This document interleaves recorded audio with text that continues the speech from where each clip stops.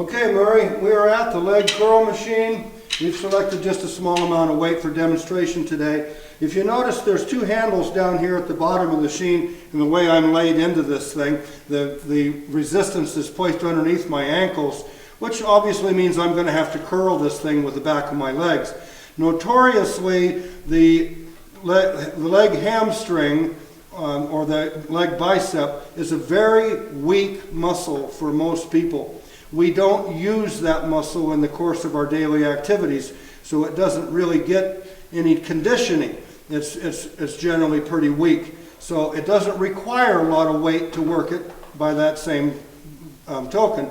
So keep the weight manageable. I want to try to have you do 10 to 15, maybe as many as 20 repetitions on this thing.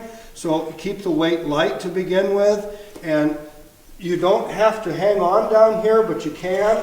The lower the shoulder goes, the better off you're going to be as far as how many reps you'll be able to do, because it allows your glutes and your low back to be more involved. The higher up we move, get up onto the elbows in a position like this, the harder this becomes. So the higher the shoulder goes, the harder it's going to be to do this motion, because you're taking all these assister group muscles out of the picture. Okay? The worst case scenario is to come way up like this and do almost a hanging leg curl. That is really hard to do, and it really burns, and you can really feel the contraction. That's the bigger challenge then. That's a bigger challenge. Today we're just going to keep on our elbows, or if you'd like, you can hang on down here where it's very comfortable. But for the most part, you'll see most trainers end up about in this position. It's kind of lays in the mean somewhere as being in the middle of the range of what's tolerable. If you stay up here, you're not going to get very many repetitions before you fail. And repetitions is what we want. Okay, so this is the leg curl. Again, you can turn the toes in, work a different part of the leg, turn the toes out, work a different part of the back of the leg, or keep them straight. You will feel the difference as you're doing this exercise by moving your ankle back and forth. See the motion? Yeah, I don't know how many people know that tip there, Terry, to actually move the direction of your toes doing that leg curl. I'm guessing that's not a commonly known technique. No, most people don't take that critical of an issue to look at that. Competitively, like if I'm competing on stage, the difference in my hamstring compared to my competitors, I can win versus not. Okay. I mean, that little bit of a change is dramatically different. Now this has something to do with the quarter-inch principle, which we're going to cover a little later. The quarter-inch principle, a really cool principle. I'll go over that with you. Yeah. We'll need some special time for that. Okay. I'm just going to bring that back one. There we go. Okay.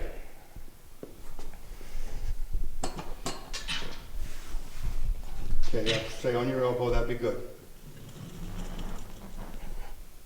That's perfect. Feel it in the back of your leg, mind to muscle connection.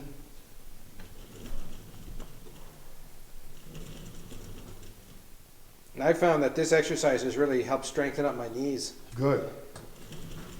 It's going to work the whole back of the leg. You're going to get a little bit of calf work in with it as well. You're also going to feel this in your glutes, in other words, your butt. You're going to feel that in those muscles as well. Just about got a cramp when I... And clear up into your low back. So you turned your toes out and you really felt a huge difference in what part of the body you're working. Now if you turn your toes in, you'll feel that once again. So again, if we were going to do 15 repetitions here, you'd want to do 5 with your toes in, 5 toes out, 5 toes straight ahead. And mix that up, obviously. Well, I'm just surprised, Terry. I've been working out with you for about almost 4 years now. I'm surprised I never picked up on this machine before. I never told you. It just goes to show that these are some really cool tips. Yeah. Realistically, Murray, over 4 years of time, you weren't quite ready for some of this knowledge yet. I agree. Especially that mind-muscle connection concept. Mm-hmm. Just starting to pick up on that. Yeah. I can't get over that. When I put my toes outside, I just about got a muscle cramp. Oh yeah, you will. Yeah. You'll feel that in such a shocking fashion that your body is going to react differently than it ever has before. It's going to feel sensations that it's never felt before. So now remember, we're doing some tips today that most people don't have a clue about, and that's why we're touching on some of these things. These are really top level, high secret type stuff. But realistically, if a person just uses their thinker and understands that this is anatomy, it's a basic anatomy 101, and what we're doing is we're learning to go kinesthetically, in other words, the study of movement, that's kinesiology. We're kinesthetically going through the different ranges of motion with the body, but we're applying resistance to that. That's where the weights come in. And that's where stimulating conditioning and those type of responses are going to create growth. Now what are we going to do to tie up and finish off the legs? Well, we've only done 2 exercises for legs. We haven't even talked about squats yet. I don't like to talk about squats to the general public because I don't believe in them, for one. If there was one example of an exercise that you can do in the gym to hurt yourself, it would be squats. Most people don't have a clue about how to go about them correctly, and we really don't have time for me to take the time to show a correct squat today. But I just want to caution the listening audience and the viewing audience that if somebody's teaching you to do squats, make darn certain that they know what they're doing.